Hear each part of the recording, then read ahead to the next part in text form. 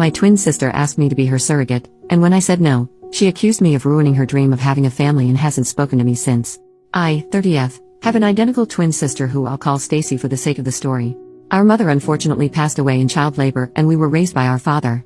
Stacy has been married to Jeff for 8 years and I've been in a relationship with Mike for 3 years now. One thing I've always known about my sister is that she wanted to be a mom. Even when we were children she was always thinking about wedding ideas, nursery themes, baby names, etc. I was always more focused on books and having fun. I am now a flight attendant. I'm also attempting to become a published author. My sister has not worked, ever honestly. When we graduated high school we went straight to college. She met her boyfriend in college and once she graduated became a stay-at-home girlfriend until she became his wife. I have known for a while that my sister has been attempting to become pregnant, unsuccessfully. She has experienced a single miscarriage and has been unable to become pregnant again after thousands and thousands of dollars being spent on IVF and pretty much anything they could do because she wanted to experience pregnancy. After 5 years of no success, they have started to discuss other options. My sister isn't interested in adoption and is very adamant on having a child that has both of their DNA, her words not mine. About 3 weeks ago she came to my house and we were hanging out as we usually do, just chatting and watching Modern Family. She told me she had a serious question and needed to ask me while she still had her nerves. It scared me but she asked if I could be her surrogate. I was frozen for a second and asked what she meant. She told me that I know what a surrogate was. She needed me to be her surrogate. I expressed that she knew that I wasn't interested in having children. This could definitely be due to how we came into the world, but I'll be honest and say I have never found the thought of having children appealing in any way. I told her that I would have zero issue with donating my eggs to her. However many she needed she could have them all, but I could not carry her child. Upon hearing that, she became so angry. Her face was so red and she was just yelling about how it's obvious how jealous and hateful I am because this is a small task. I didn't want to bring it to her attention that she has always spoke about having more than 4 kids. Would the expectation be for me to do this every time? I don't know, I'm starting to feel so bad. She ended up telling me that if I couldn't do this one thing for her how could I ever call myself her sister? She broke a picture of us I have sitting on my mantle and stormed out. Since then she's only texted me pictures of her diaries from when we were kids, and all of their vision boards saying that I'm stopping her from creating a family for no reason and to think about the bigger picture. My boyfriend refuses to give me advice saying that it's my sister and he doesn't feel comfortable attempting to sway me in either direction because it's such a touchy subject. Honestly, this is the longest I've ever gone without communicating with my sister and I am seriously on the verge of giving in. Edit. I'm reading all the comments, and I want to say thank you so much. I feel so much better knowing I'm not the villain, but I would be lying if I said I am not leaning towards just doing it. This disconnect with my sister brings me so much discomfort in ways I cannot verbally express, but I see 2 frequent questions I want to answer to hopefully get different answers. Some people asked about money. My mother did not die of natural causes, it was provider error. My father sued the hospital and my sister and I have sizable trusts with that money. So money is not an issue for either of us, and her husband is financially well off as well. So not working for 9 months, or paying for the egg retrieval process etc. isn't an issue in any way. It's more so her stubbornness for the baby to share our DNA and for one of us to be carrying it. Since we're identical, if she can't have a baby, how can I? Her lack of being able to have a child is due to a car accident we were in, which is also the source of the miscarriage she experienced. Due to her being in the front seat with our father, they took the brunt of the crash unfortunately. Her body is now unable to carry a child and she has had extreme complications with egg retrieval. I'm not sure about the details of how that has gone wrong, just that it is not working and not an option. It is hard to get her to discuss non-viable options so I can gain a better understanding. Doctors will not allow me to be a surrogate due to me not having a child. Thank you so much for this information. We have family dinner this upcoming Thursday because we always watch football with our dads and significant others. I'm sure this topic will come up if she decides to attend. I'm hoping I can bring this up to her. First update, 2 days later, so I promised an update tomorrow, but my dad actually ended up calling me while I was hanging out and told me to come over for dinner yesterday night so we could talk. I want to start by saying thank you so much for all the comments and advice. Some of you were jerks to not only me, but my sister and boyfriend as well. I still appreciate the help. I didn't even ask about what when my dad called. I figured he had spoken to Stacy. Based on comments I know you guys won't be happy, but I spoke with my boyfriend about where his head was at if I were to go forward with it. He told me that he loved me and would support me through any and everything, but he would not continue to sit by while my sister made me feel like trash, and if I was doing this under coercion, he would not be able to support me, which I honestly completely understand. When we went over to my dad's for dinner my sister and brother-in-law were already there. I spoke to them both when we walked in but only my sister replied. My brother-in-law gave me the most disgusting look and greeted my boyfriend only. My dad sat us down at the table and there was just this awkward silence and tension I could cut with a butcher knife. He said, "Somebody talk, we need to get this resolved before the game tomorrow night." My dad loves football lol.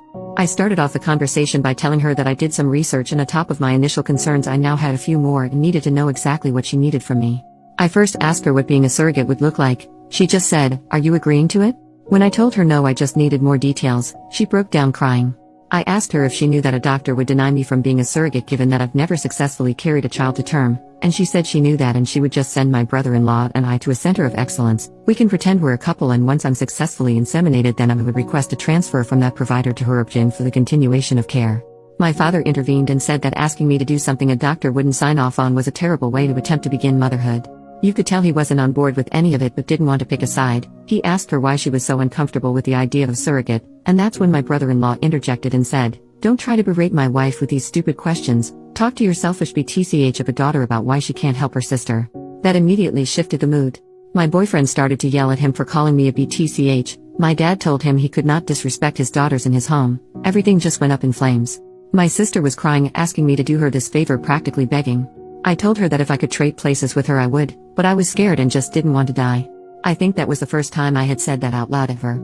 We couldn't get more solved after that. My dad asked my brother-in-law to leave because he couldn't control himself and refused to apologize. When he was walking out, my sister told him she would meet him in the car, asked me to come and talk to her on the porch, just the two of us.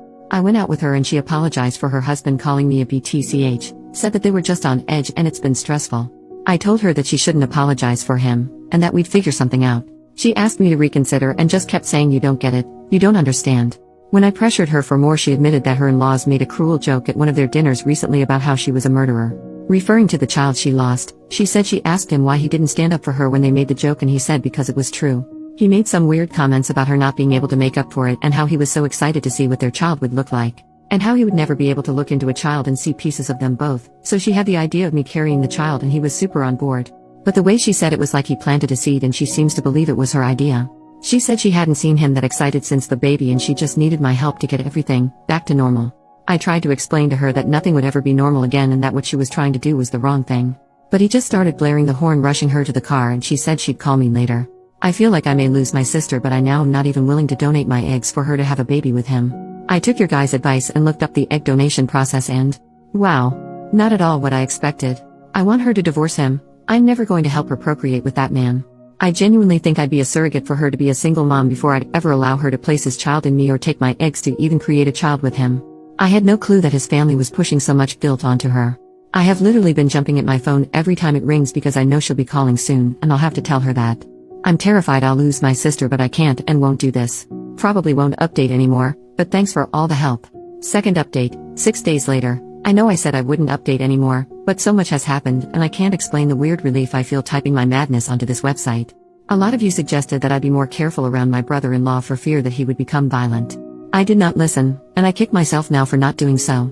I thought I knew my family well enough and this was just a bump in the road. How extremely naive of me. My sister called me back the next morning, the day after he called me a BTCH. I unfortunately missed the call because I was in the shower. When I called back, no answer. It was a normal day until we got to my father's house that night for football. Kickoff had just happened when my sister walked in. She asked my dad if he could come outside and talk to her husband. My dad said no because the game was on, and he could either wait until the commercial break or he could come in and apologize like a man in front of everyone who witnessed him disrespect me. She took a breath and told him how he wasn't being completely fair. She tried to bring up a previous situation drawing likeliness and it infuriated my father. He told her how he didn't raise her to make herself small and weak for a man, and said whatever he did that made her think this how you have a healthy relationship. He was sorry for failing her as a father. Her eyes started to water and she just stormed out without another word. When I went out to my car after the game was over, I had 2 flat tires and a broken passenger front window. My dad put 2 donuts on the car, used his truck to tow the car into his garage and told me to take his other vehicle and he would get the car fixed and I could come and get it whenever I had time, but not to worry. He asked if I wanted to stay the night. I declined. I called my sister, she didn't answer, so I texted her and said a lot. But for the sake of some of it staying private, it was just I can't believe this is where we are. Loving a man should never call for destroying your family in the process. She responded by saying that's the problem, my family is already destroyed and you aren't willing to help me put it together. I again tried to call her after that, but no answer. On the drive home I noticed a car following me. When I was able to get a better view I realized it was my sister's mother-in-law's car. I know this only because she has a very distinct car decal that I have literally never seen anywhere else. I freaked out and called my boyfriend asking him to meet me back at my place. When I pulled up at home into the driveway the car pulled in behind me. Luckily my boyfriend was turning down the street. By the time my brother-in-law got out of his mom's car and tried to walk to me, my boyfriend was running out of his car yelling at him. Jeremiah immediately started yelling, I just wanted to apologize. I just wanted to apologize. Him and my boyfriend got into a small scuffle before he got into his mom's car and sped off. He did hit my boyfriend's car in the process. It didn't appear to be intentional and his car is still drivable. After this, I obviously didn't feel too comfortable at home anymore, so I packed a bag and went to my boyfriend's house and haven't really been back home since. My dad did add a camera and floodlight to the back door and driveway, but I'm honestly not too sure I want to go back, although I know I will have to at some point. Yes, I reached out to my sister. No, she did not answer or respond at all that night or the day following.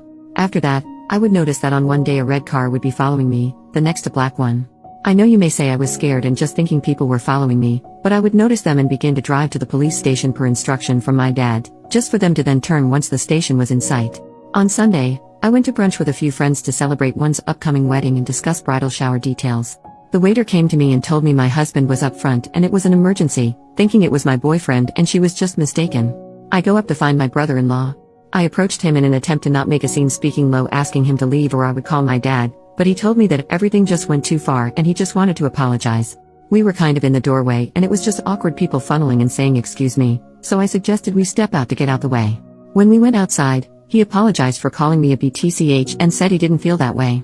He told me I didn't understand how hard it was for him, and I cut him off there, saying that how hard it was for him didn't matter to me because his behavior was becoming too chaotic and abusive to not only my sister, but everyone else as well. He told me that he understood how I could feel like that but asked me to again reconsider. He reached for my stomach and I instantly stepped back and told him he needed to leave and we could set up a time to talk with my dad, but him stalking me was an issue and we could talk later or I would call the police. He grabbed a fistful of my hair as I was walking back into the restaurant, saying, "Don't you effing walk away from me." Honestly, I don't remember much after that. Everything just went really quickly and a few bystanders got involved. He ended up fleeing before the cops could come. A report was filed. 2 days ago he tried to come up to my airport terminal, telling them he was my husband and there was an emergency, the same bull crap he pulled at the restaurant. He was arrested after refusing to leave. He has of course bailed out and has since taken to messaging me the most vile messages. My sister did leave after the show he put on at my job. She is currently staying with our dad but has been asking me to drop the charges, making excuses for him, and has been very adamant that he didn't hit me at the restaurant despite my literal scalp bleeding because of how hard he yanked my hair, and the small scratches I have on my neck and arms from him continuing to escalate aggressively when strangers tried to help. Some of the texts are him telling me the vile things he's going to do to me. How he'll get me pregnant and I'll be stuck with him for the rest of my life. How he knows that I'm the woman who is going to bring him a son, and if I don't make it easy for him we'll both die before he gives up. Just really concerning. I blocked his number, so all of these are coming from random text now apps. I told the police and they said there's no way to prove it's actually him, so until he acts on it, nothing can be done. I am literally scared all the time. My boyfriend drives me to work and on top of the regular precautions I take more, and I can barely sleep now. I send my sister a screenshot every time her husband messages me and she has taken to no longer interacting.